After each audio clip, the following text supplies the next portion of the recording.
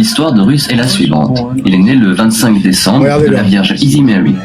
Regarde bien l'orthographe du nom Horus. Ça ressemble étrangement à celui de Jésus. Les faits concernant Horus et Osiris ne peuvent être que des faits partie desquels ceux qui ont fondé le christianisme se sont inspirés. Et dans chaque civilisation, ils changent de nom. Est-ce que vous comprenez? En Égypte antique, on appelle Horus. En Grèce antique, c'est Dionysos. Mais c'est le même personnage. Et dans votre époque, c'est Jésus. C'est Jésus. C'est Jésus. Horus, fils d'Isis et d'Osiris, ressuscité, né d'une vierge. Jésus-Christ, plagiat des mythes égyptiens. La Vierge Marie serait une copie d'Isis. Jésus ne serait qu'un mythe recyclé.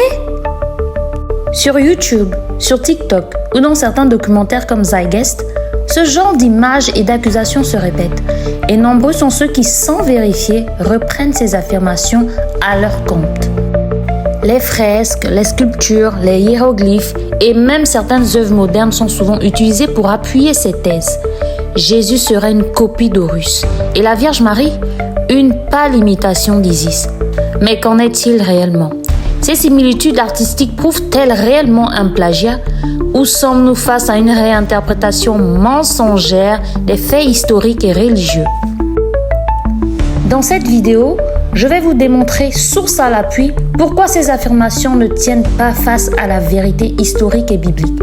On va voir ensemble ce que disent réellement les textes des pyramides sur Horus et Osiris et ce que la Bible nous enseigne sur Jésus-Christ.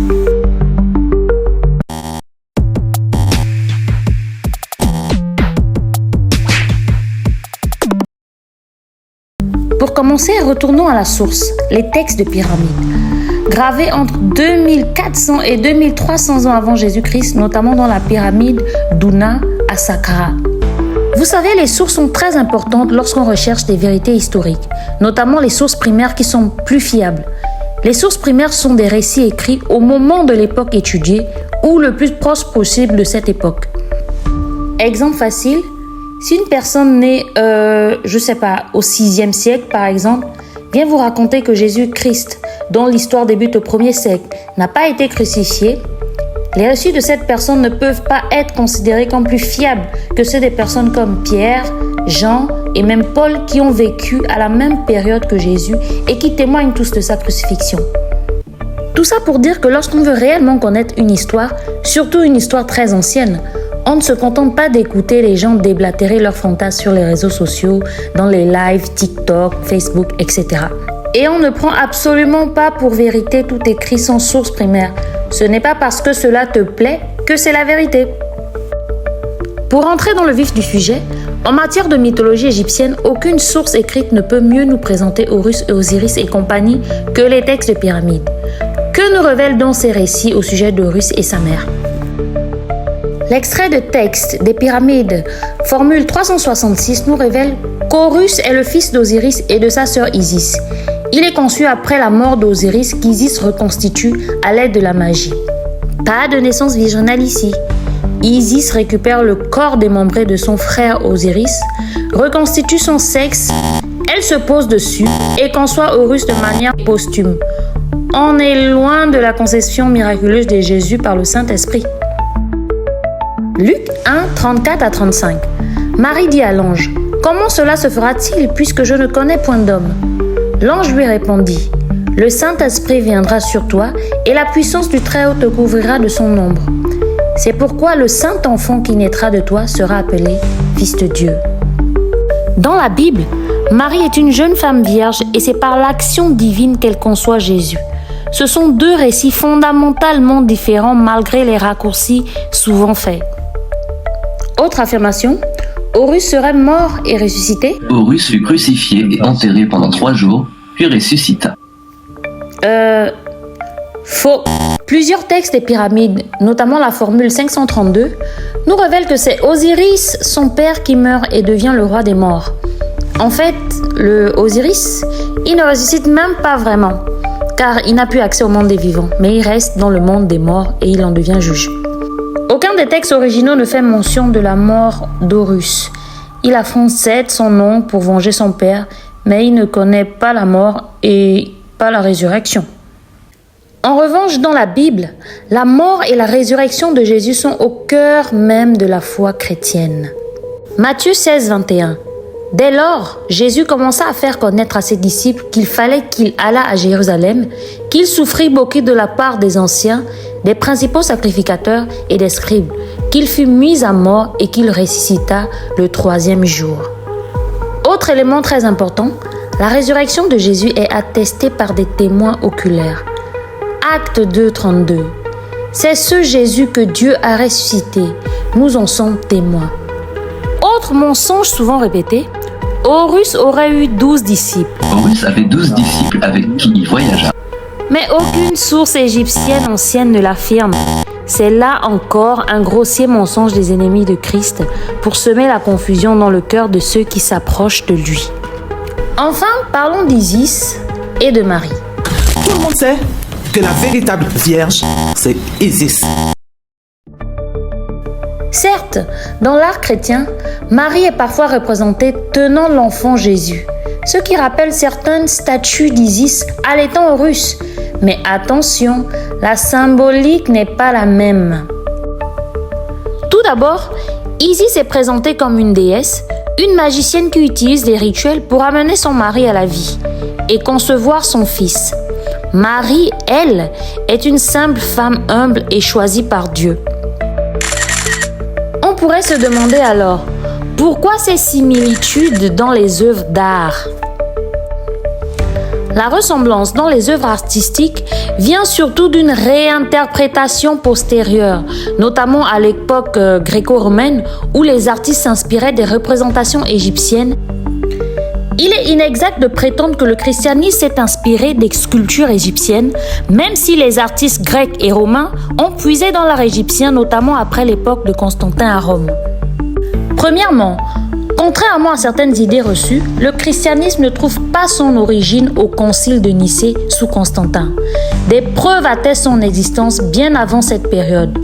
On retrouve plusieurs manuscrits bibliques antérieurs à Constantin comme des fragments du Nouveau Testament. Nous avons aussi des œuvres d'art chrétiennes avant Constantin. Et enfin, plusieurs mentions historiques du christianisme bien avant la naissance de Constantin. Deuxièmement, l'influence de l'art égyptien sur les artistes grecs et romains remonte à bien avant l'apparition du christianisme. Ainsi, les artistes grecs et romains ont intégré des éléments égyptiens dans leurs œuvres bien avant la légalisation du christianisme, poursuivant cette tendance après que celui-ci soit devenu religion d'État. Enfin, il est essentiel de souligner que ce ne sont pas les œuvres d'art qui nous enseignent sur la vie de Jésus, mais les textes bibliques. Les comparaisons sérieuses et profondes entre les récits de Jésus et des mythes égyptiens tels que celui d'Horus ou d'Osiris révèlent des différences trop significatives, contrairement aux comparaisons superficielles, exagérées et malignes parfois faites. Alors, pourquoi ces fausses comparaisons circulent-elles autant aujourd'hui sur les réseaux sociaux ? Aujourd'hui, ces fausses comparaisons sont une propagande de groupes néopaganistes, majoritairement des kémites et de certains de leurs sympathisants tels que les animistes. Mais longtemps avant eux, ces théories mensongères sont nées en Europe. Il faut savoir que la période de l'entre-deux-guerres a été marquée par une montée de l'antisémitisme en Europe, ce qui a conduit à diverses tentatives de dissocier le christianisme de ses racines juives. Parmi ces tentatives, certaines théories ont émergé, suggérant que le récit chrétien était inspiré des mythes païens tels que ceux d'Horus ou de Mithra, plutôt que de traditions juives. Des figures comme Arthur Dinter, un écrivain antisémite allemand, ont promu l'idée que Jésus était un arien, venu abolir l'Ancien Testament, perçu comme l'œuvre d'une divinité démoniaque. Cette perspective s'inscrit dans une tentative plus large de certains mouvements de l'époque de purifier le christianisme de ses éléments juifs en le rattachant à des traditions ariennes ou païennes. L'apologète américain William Lane Craig critique sévèrement les théories populaires qui prétendent que les croyances chrétiennes sur Jésus sont dérivées de la mythologie païenne. Il souligne que ces idées sont obsolètes et ne sont plus soutenues dans la recherche académique contemporaine. They tell you that this is in Osiris or Horus, but you never see the primary sources quoted. When you look at the primary sources, you find out they're not at all parallel to the Gospels. And this movement to try to explain Jesus of Nazareth and Christianity against the backdrop of pagan mythology, Greco-Roman and other religions, was very popular back around the late 1800s or so in Germany. And the movement soon collapsed for two reasons. One was that when you examined the primary sources closely, they weren't really parallel. The parallels were spurious. There's nothing comparable, for example, to the resurrection of Jesus in pagan religions.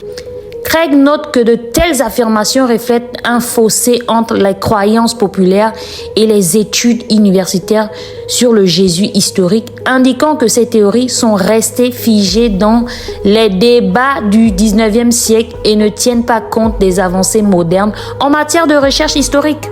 En français facile, tous ceux qui continuent de propager ces mensonges des siècles passés sont dans le déni de l'avancée depuis tout ce temps des recherches tant bien historiques et archéologiques qui mettent d'accord les historiens les plus sérieux sur l'existence certaine d'un Jésus historique, leader religieux et fondateur du christianisme. Et si à l'époque ces fake news ont émergé du fait de l'antisémitisme et de la recherche d'un Jésus blanc arien, aujourd'hui, ces mensonges, pourtant jadis abandonnés du fait de leur incohérence flagrante, elles sont remises à jour dans le seul but de discréditer la foi chrétienne et de semer la confusion chez les jeunes croyants ou les chrétiens moins informés, afin de les décourager de suivre Jésus-Christ, mais au contraire de les rallier à tout autre mouvement païen, occulte, sectaire ou animiste.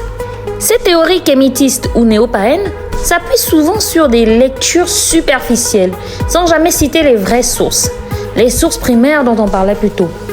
Elles oublient l'essentiel. L'histoire chrétienne trouve toute sa crédibilité, non seulement grâce à des faits historiques, des témoins, des prophéties accomplies, des preuves archéologiques, mais surtout car aujourd'hui encore, les chrétiens continuent d'expérimenter la puissante présence de ce Jésus dans leur vie et ceux-là, croyez-moi, ne peuvent pas être découragés par le recyclage des théories mensongères sur le Dieu qu'ils expérimentent. Je ne vais même pas prendre le temps de démontrer qu'Horus n'est pas né un 25 décembre, ni qu'il n'ait été visité par 3 sages à sa naissance, car il faut vraiment le vouloir pour accorder du crédit à ces mensonges. Nous retiendrons donc que Jésus-Christ n'a rien à voir avec Horus. Sa naissance, sa vie, sa mort et sa résurrection sont uniques et prophétisées bien avant son avènement. Le christianisme ne s'inspire d'aucun mythe païen. Il repose sur la révélation divine, sur l'accomplissement des Écritures et sur un événement unique dans l'histoire, la résurrection de Jésus-Christ. Si cette vidéo t'a ouvert les yeux, abonne-toi, partage et surtout reste dans la vérité en Jésus. Que Dieu te bénisse.